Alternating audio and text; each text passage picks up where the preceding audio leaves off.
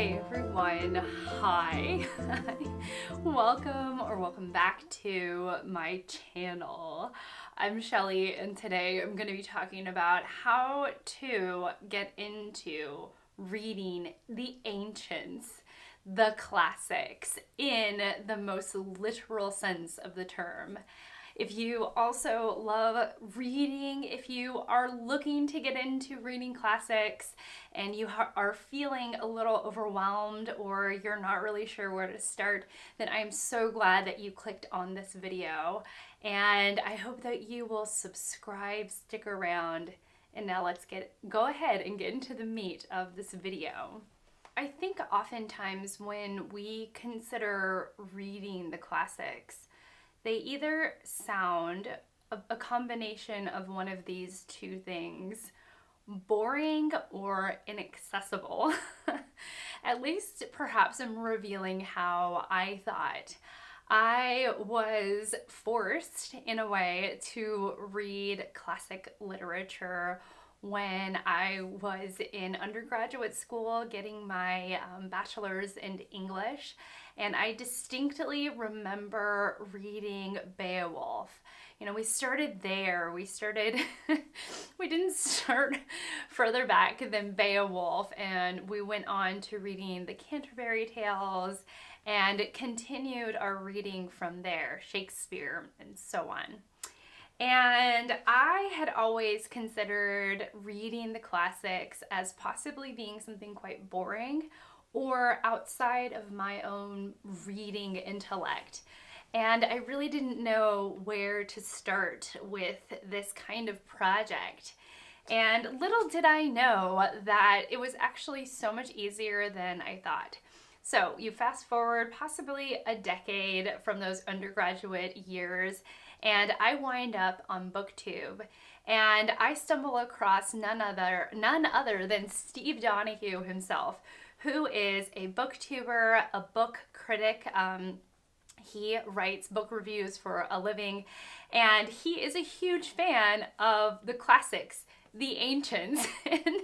And from there I was really encouraged to pick up some old literature and just give it a try. And so here is how I found the literature accessible. I found it accessible by reading short works of fiction. And when I mean short, I mean really short. Short as in like it needs to be very, very slim, less than 100 pages.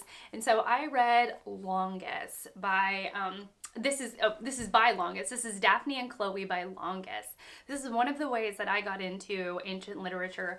This is a love story. It's a little bit strange as some of the ancient reads are, and it is only, it's 120 pages.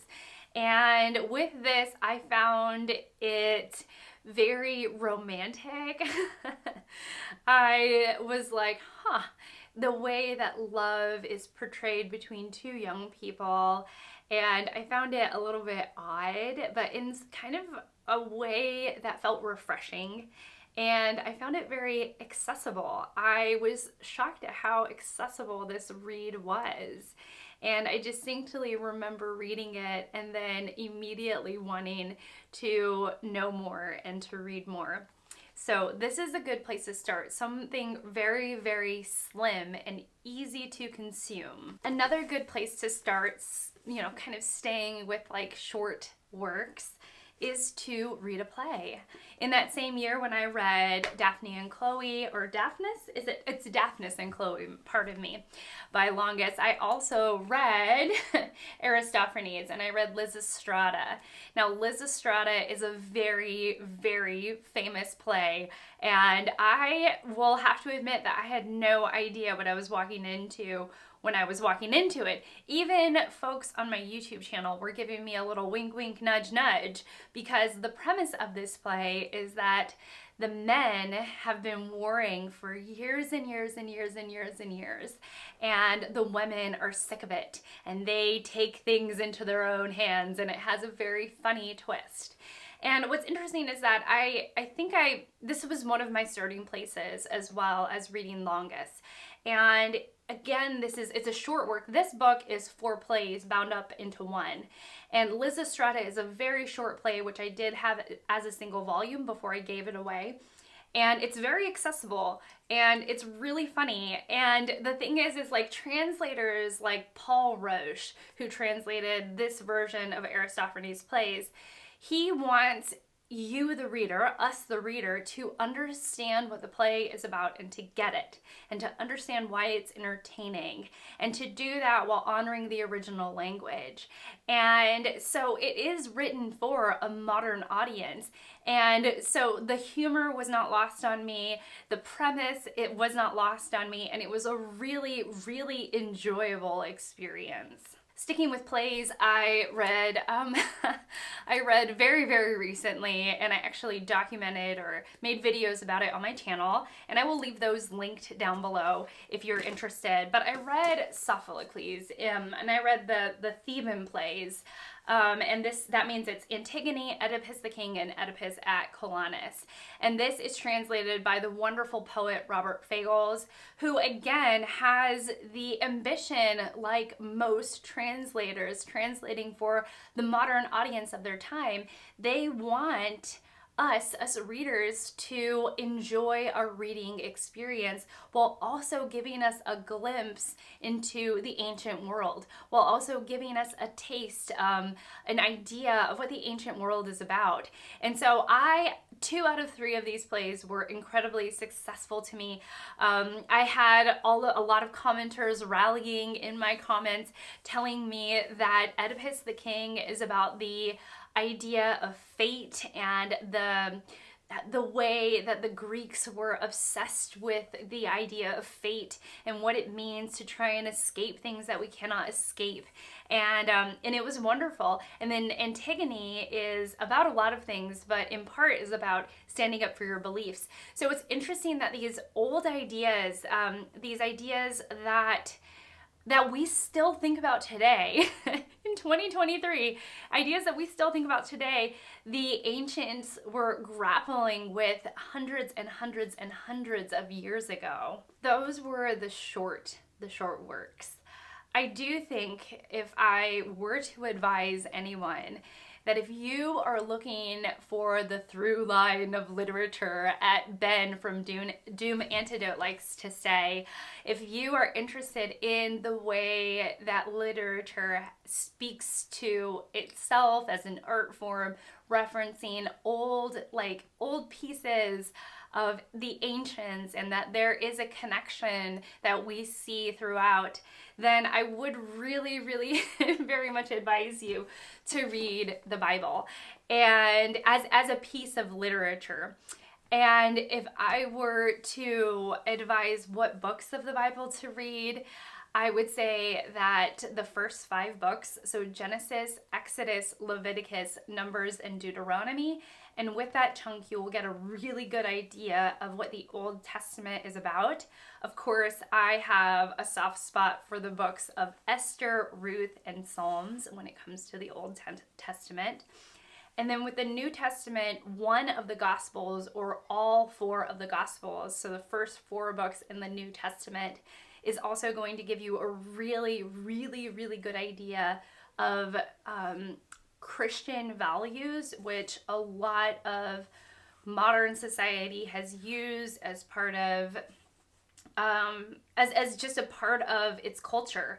And so any book, Matthew, Mark, Luke, or John, but any one of them or all 4 will give you a really good idea of the story of Jesus and sort of like the whole grasp of all of it. Now, what's interesting is that there are a bunch of different versions of the Bible, and this is my best tip for anyone out there, is that I would get maybe like, I don't know if the library actually carries Bibles. Maybe one of you will know. But with this and the last books that I'm going to be talking about, with this, I would actually suggest getting out several different copies, or maybe sampling a bunch of them on one's Kindle, and going with the version that reads easiest to you, that you enjoy the most. Because there are so many different translations to a lot of these ancient works that you shouldn't be reading, or I would advise one to not choose a translation that feels like a slog, because there again are so many to choose from. And if you're trying to sink your teeth into what this literature is, what it's trying to say, and why it has been so pivotal for literature, the through line of literature throughout, then I think that going with a translation that you enjoy, that speaks to you. And here's how you do it. I'm actually going to set this down.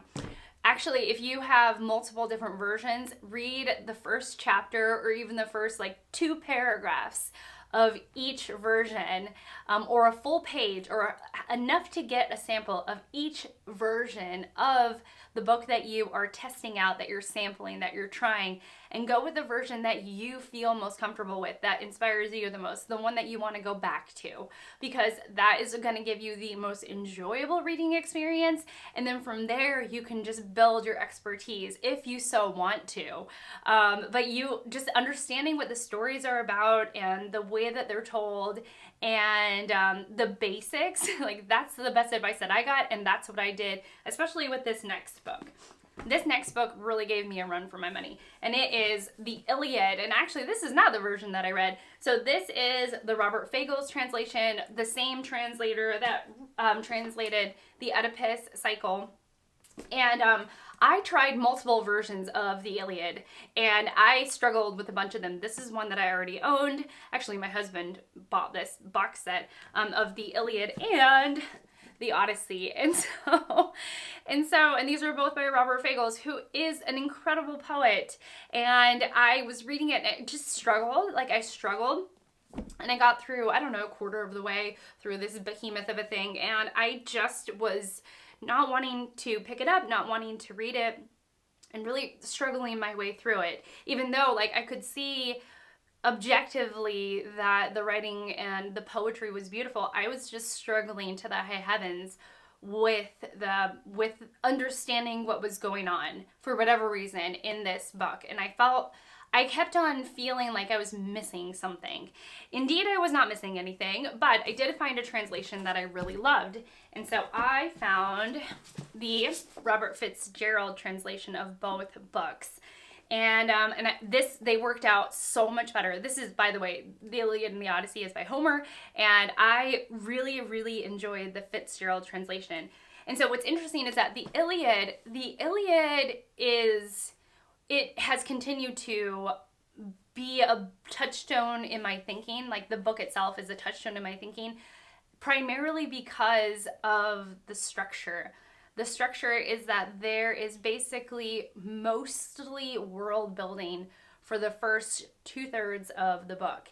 That we as readers are really getting a sense of this war and how it started and why it continues. And then something happens about 2/3 of the way through, and it's like the floor drops out from underneath the story, the reader, wherever that metaphor was going. Is this the Iliad? And it just is so fascinating. The last, probably book 17 until the end is really, really interesting.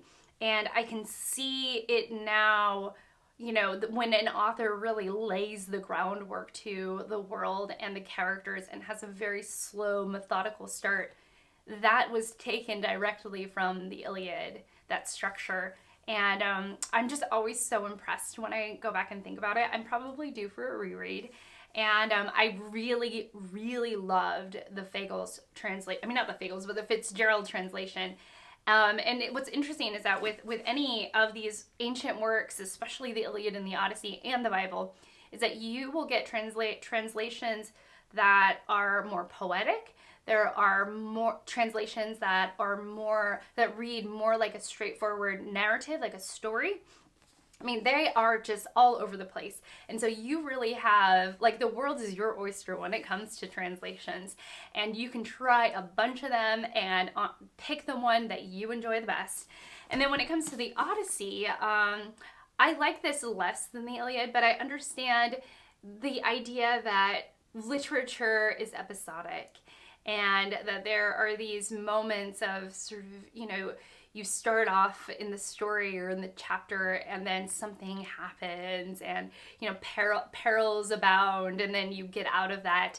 And that really, that episodic feeling, we even have like episodes in a series on television shows or like installments in mystery books. And that really, I think, came from the Odyssey. And so it was, it's just like it's so foundational to literature and entertainment. And as I hit myself with the book. And so I enjoyed this a little bit less than the Iliad. The Iliad just sticks with me as just one of like my reads that I love. But it was still a really pivotal read to have and to understand. And so I'm really grateful. And so if you were like me and you were intimidated, or maybe you carried around this belief that the ancients are too difficult for you, like I did, I carried that around. I was like, they're not for me. Maybe I won't understand them. Maybe I won't get anything from them. Maybe I'm not smart enough to read them. I have had all of those feelings before. And when I slowly set those feelings aside, or I was perhaps brave enough to finally pick up a piece of literature that I found intimidating, I found it really, really, really rewarding. And again, most of these reads I look back on as some of the most rewarding and interesting and multifaceted works I've ever read. And then with this bonus that, now I can see when George Eliot is quoting something from the Bible, or if she is mentioning something from the Illiad, or when another writer mentions something from the ancient world, I get it. Like I'm part of that conversation as a reader, and that is tremendously rewarding as well. So that is it for me. Let me know about your experiences with the ancient world. If you have any tips or tricks to get into reading ancient literature, I would really love to know. And I'm going to go. So I will see you all in my next one. Bye.